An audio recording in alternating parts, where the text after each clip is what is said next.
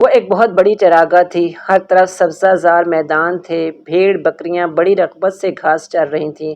اسی چراگاہ میں آج ایک بہت انوکھا اور دردناک کھیل کھیلا جا رہا تھا۔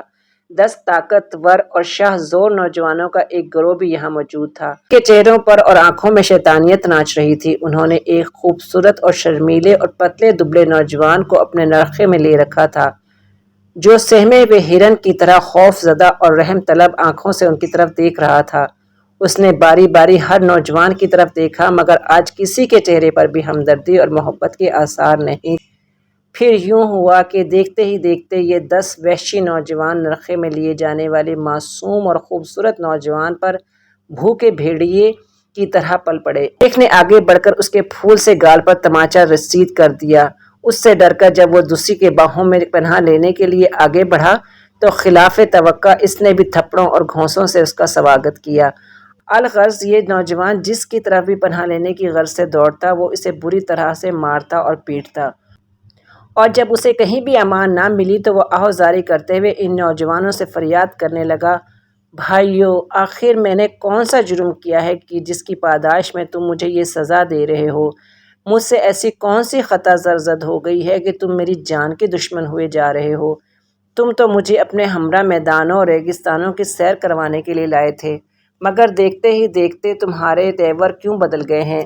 یہ معصوم نوجوان آہوازاری کرتا رہا، ان سے رحم کی بھیک مانگتا رہا، مگر 10 نوجوانوں میں سے کسی کے دل میں بھی رحم نہ آیا۔ ان کے دل گویا پتھر کے ہو چکے تھے، وہ اسے صفحۂ ہستی سے مٹانے کا تہیہ کر چکے تھے۔ ان میں سے ایک نے کہا، جانتے ہو ہم تمہیں کیوں مار رہے ہیں؟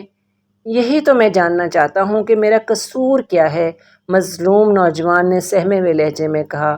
تو پھر سنو، دوسرا نوجوان مخاطب ہوا، کیا تمہیں یاد ہے کہ تم نے ایک خواب دیکھا تھا جس میں تم نے 11 ستاروں، سورج اور چاند کو اپنے سامنے سجدہ کرتے ہوئے دیکھا تھا، اور جب تم نے وہ خواب اپنے باپ کو سنایا تھا تو اس نے کہا تھا کہ تم ایک دن بہت بڑے حاکم بنو گے اور ہم سب تمہارے آگے ہاتھ جوڑ کر تعظیم کے ساتھ کھڑے ہوں گے۔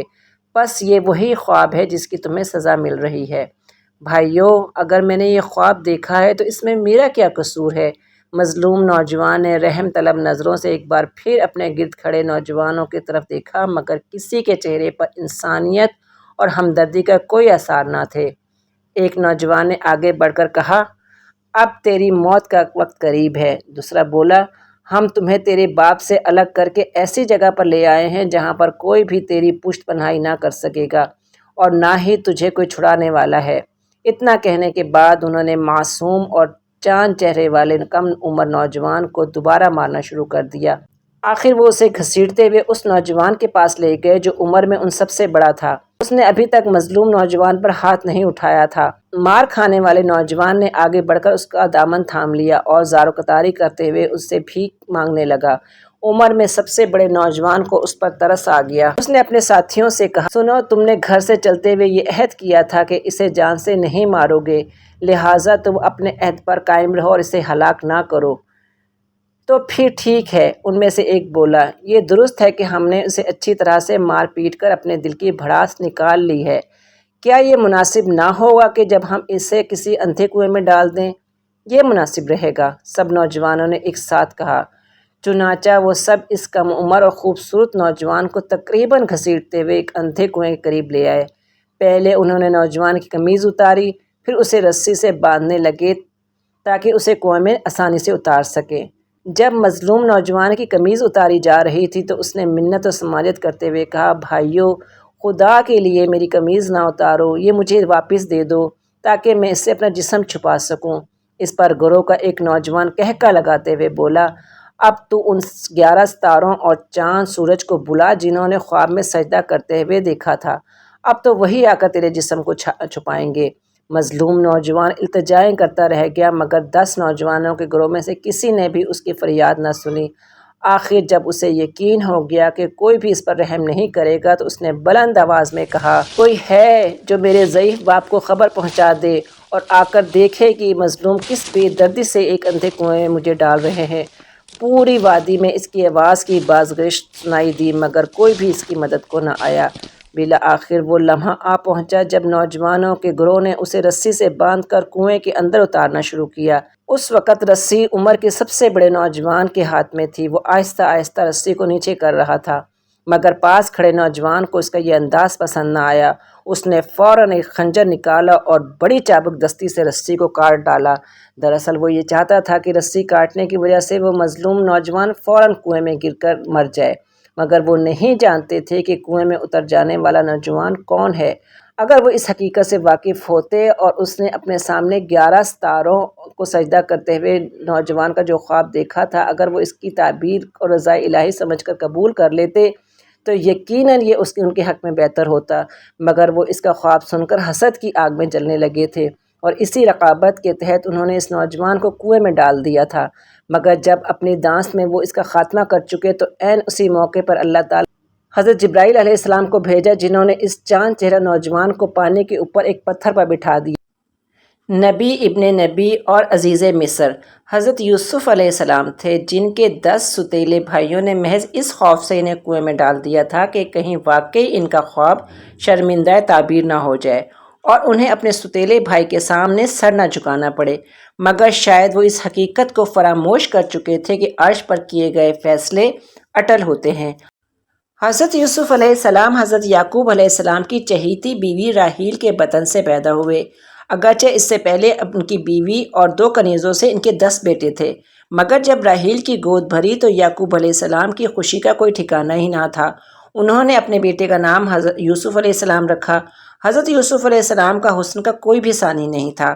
جب یوسف علیہ السلام کی پیدائش ہوئی، اس وقت حضرت یعقوب علیہ السلام حران میں تھے، مگر چند سال بعد وہ حران سے ہجرت کر کے اپنی 4 بیویوں اور 11 لڑکوں سمیت جدون پہنچ گئے، جہاں کچھ عرصے کے بعد راحیل کے بطن سے ایک اور لڑکا پیدا ہوا جس کا نام بنیامین رکھا گیا۔ اس کی پیدائش کے کچھ عرصے بعد ہی راحیل کا انتقال ہو گیا۔ بہرحال حضرت یعقوب علیہ السلام نے بڑے ناز و اندام سے حضرت یوسف علیہ السلام کی پرورش کری اور ایک لمحے کے لیے بھی اسے اپنے سے جدا نہ کرتے تھے۔ اپنی تمام اولادوں سے زیادہ یوسف ہی انہیں زیادہ عزیز تھے۔ یہی وجہ تھی کہ دوسری بیویوں کی اولادیں یعنی حضرت یوسف علیہ السلام کے 10 ستیلے بھائی ان سے بہت زیادہ جلتے تھے اور ان کی یہی کوشش رہتی تھی کہ کسی نہ کسی طرح یوسف علیہ السلام کو باپ کی نظروں سے ہمیشہ کے لیے دور کر دیا جائے تاکہ اس کی جگہ باپ کی خوشنودی حاصل کر سکیں۔ حضرت یوسف علیہ السلام جب 12 برس کے ہوئے تو ایک شب انہوں نے بہت عجیب و غریب خواب دیکھا اور یہیں سے ان کی مشکلات اور آزمائش کا دور شروع ہوا۔ انہوں نے حضرت یعقوب علیہ السلام سے کہا، ابا جان، میں نے خواب میں 11 ستاروں، سورج اور چاند کو دیکھا ہے جو کہ مجھے سجدہ کر رہے ہیں۔ خواب سننے کے بعد حضرت یعقوب علیہ السلام گہری سوچ میں پڑ گئے۔ ان کے چہرے پر فکر مندی کے آثار صاف دکھائی دے رہے تھے۔ انہوں نے کہا، بیٹا، اس خواب کا ذکر اپنے ستیلے بھائیوں کے سامنے ہرگز نہ کرنا، کہیں ایسا نہ ہو کہ وہ حسد اور رقابت کے جذبے میں تمہیں نقصان پہنچائے یا کوئی اور شیطانی چال چل دیں۔ انہوں نے کہا، عزیز بیٹے، تو نے جیسا خواب دیکھا ہے بالکل ویسی ہی تعبیر ہوگی۔ تیرا رب تجھے بادشاہت اور بہت زیادہ عزت سے نوازے گا اور تجھ پر اور میری اولاد پر اپنی نعمتوں کو تمام کرے گا، جیسا کہ اس سے پہلے اللہ تعالیٰ نے میرے دادا حضرت ابراہیم علیہ السلام اور میرے والد حضرت اسحاق علیہ السلام پر اپنی نعمتوں اور مہربانیاں نچھاور کی ہیں۔ جب حضرت یعقوب علیہ السلام اپنے پیارے بیٹے یوسف علیہ السلام کو اس کے خواب کی تعبیر بتا رہے تھے تو اتفاق سے وہاں پر حضرت یوسف علیہ السلام کی ستیلی والدہ بھی موجود تھی۔ انہوں نے فوراً جا کر اپنے دوسرے بیٹوں کو اس کے بارے میں بتایا کہ اس کا ستیلا بھائی یوسف علیہ السلام ایک دن خدا کی طرف سے بہت اونچا مقام اور مرتبہ حاصل کرے گا اور ممکن ہے اپنے ستیلے بھائیوں کے سامنے انہیں اپنا سر جھکانا پڑے۔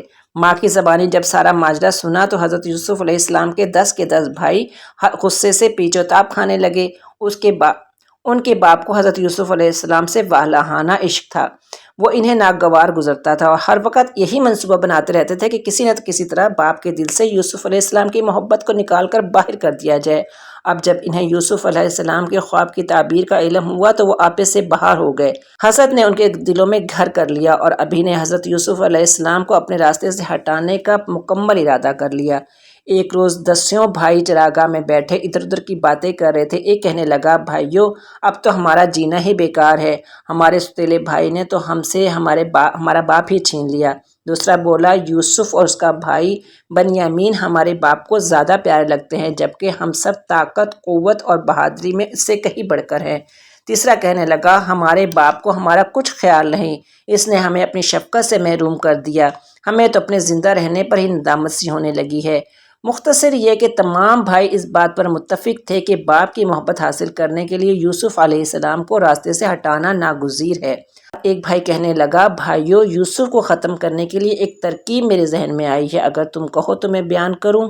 کہو، کیا کہنا چاہتے ہو؟ دوسرا بےتابی سے بولا۔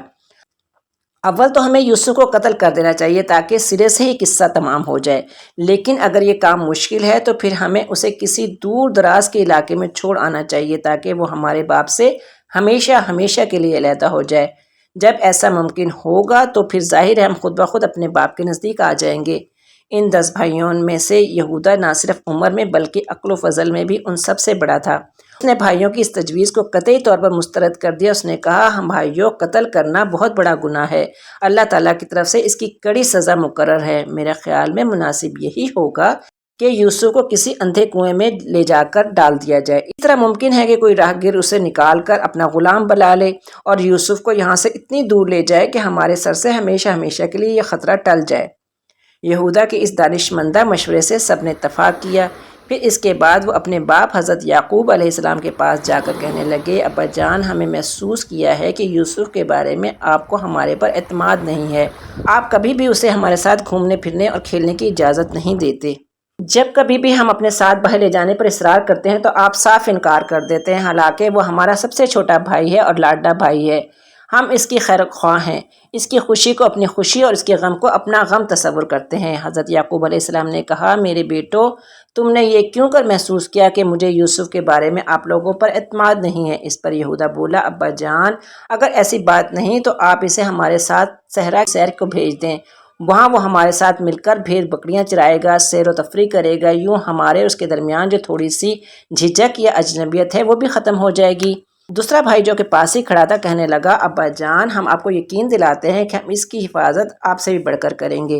بیٹوں کی باتیں سن کر حضرت یعقوب علیہ السلام گہری سوچ میں گم ہو گئے۔ اس کے ساتھ ہی انہیں وہ خواب یاد آ گیا جو انہوں نے گزشتہ شب یوسف کے بارے میں دیکھا تھا۔ وہ خواب کچھ یوں تھا کہ یوسف ایک پہاڑ کی چوٹی پر کھڑے ہیں اور انہیں 10 بھیڑیوں کے ایک گروہ نے گھیر رکھا ہے۔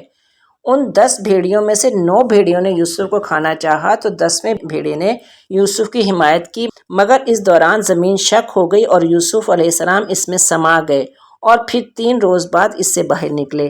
حضرت یعقوب علیہ السلام رات والے خواب میں اس قدر گم ہو گئے تھے کہ انہیں قریب کھڑے بیٹوں کی موجودگی کا احساس ہی نہ رہا۔ اس پر ایک بیٹا بولا، ابا جان، آپ کیا سوچ رہے ہیں؟ آپ ہماری بات کا جواب کیوں نہیں دیتا؟ اس پر تو یہی ثابت ہوتا ہے کہ آپ یوسف علیہ السلام کو ہمارے ساتھ نہیں بھیجنا چاہتے، اس لیے آپ ہمیں جواب نہیں دے رہے۔ بیٹوں کی بات سن کر حضرت یعقوب علیہ السلام گویا خواب سے چونک پڑے ہوں۔ انہوں نے کہا، میرے عزیز بیٹو، میں تو یہی سوچ میں پڑ گیا تھا کہ تمہارے ساتھ جانے کی وجہ سے تمہاری غفلت کے باعث کہیں کوئی بھیڑ یوسف علیہ السلام کو کھا نہ جائے۔ اگر خدا نخواستہ ایسا ہوا تو میں کیوں کر زندہ رہ سکوں گا؟ باپ کی بات سن کر یوسف علیہ السلام کے سوتیلے بھائی ایک زبان ہو کر بولے، ابا جان، کیا آپ کو ہماری طاقت، جوانی اور بہادری پر کوئی شک ہے؟ کیا آپ سمجھتے ہیں کہ ہم ایسے بہادروں اور دلیروں کی موجودگی میں کوئی بھیڑیا ہمارے پیارے بھائی یوسف کو اٹھا کر لے جا سکتا ہے؟ اور اگر کوئی ایسا واقعہ پیش آیا تو ہم سے بڑھ کر بغیرت اور کون ہو سکتا ہے؟ یوسف کے سوتیلے بھائی کافی دیر تک چکنی چپڑی باتیں کرتے رہے اور اپنے باپ کو آمادہ کرتے رہے اور کسی نے کسی طرح یوسف کو ان کے ساتھ کر دیں، مگر جب وہ کسی طور پر بھی آمادہ نہ ہوئے تب انہوں نے ایک اور ترکیب۔ انہوں نے فیصلہ کیا، جب باپ ہمارے دام میں نہیں آ رہا تو ہمیں اب یوسف کو فریب دینا چاہیے۔ وہ بھولا بالا اور سیدھا سادہ ہے، بہت جلد ہمارے دام میں پھنس جائے گا۔ اگر وہ خود باپ سے اس خواہش کا اظہار کرے گا کہ وہ بھائیوں کے ساتھ صحرا کی سیر کو جانا چاہتا ہے تو اس صورت میں اس کا باپ کسی طور پہ انکار نہ کرے گا۔ چنانچہ آپس میں صلاح مشورہ کرنے کے بعد سب بھائی حضرت یوسف کے یہاں پہنچے۔ انہیں سے منجلے بھائی نے حضرت یوسف سے کہا، پیارے بھائی، تم کس طرح ہمارے ساتھ کیوں نہیں چلتے؟ آج ہم بھائیوں نے صحرا کی سیر کا پروگرام بنایا ہے اور ایسا ممکن ہے کہ تم بھی ہمارے ساتھ چلو تو تم راستے میں عجیب و غریب چیزیں اور کھیل تماشے دکھائیں گے، مزے مزے کی چیزیں اور جنگلی پھل کھائیں گے۔ ہم یہ بھی جانتے ہیں کہ تمہیں بکری کا دودھ پسند ہے، صحرا کی سیر کے دوران تمہیں بکری کا تازہ اور میٹھا دودھ بھی پینے کو ملے گا۔ کہو، تمہیں ہمارے ساتھ چلنا منظور ہے؟